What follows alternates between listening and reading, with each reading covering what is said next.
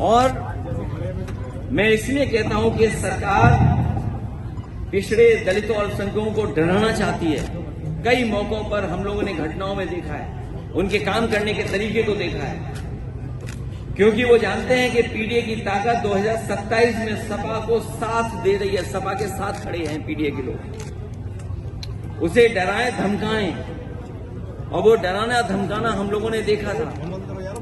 अभी जो by election हुआ था उसमें किस तरीके से डराया धमकाया गया था, उन्हें वोट तक नहीं डालने दिया गया था।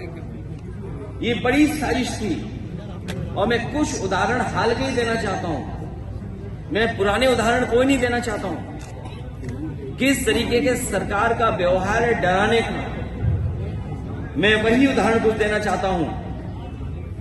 हालांकि कुछ बातें जो घटनाएं हैं उसमें कुछ मिलकर के कुछ और फैसले हुए हैं, लेकिन जो घटनाएं हम लोगों ने देखी और हाल में हुई हैं, इलाहाबाद में एक दलित को जला के मार दिया गया क्योंकि उसने जाति विशेष के लोगों के गेहूं काटने से मना कर दिया।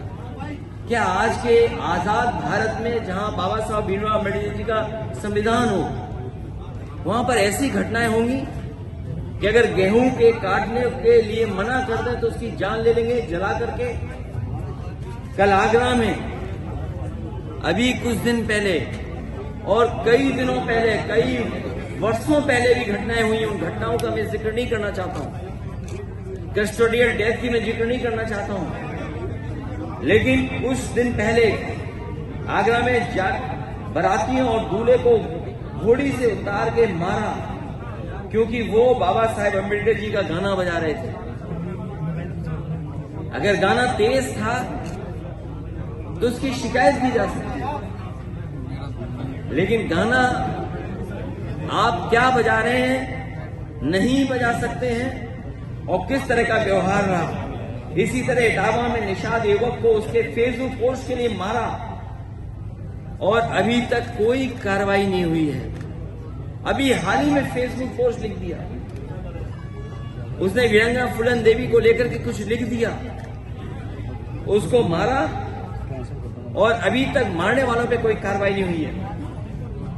आजमगढ़ में एक दलित दंपति पुलिस से कह रहा था कि आप चल के मेरी बेटी छुड़ा दीजिए।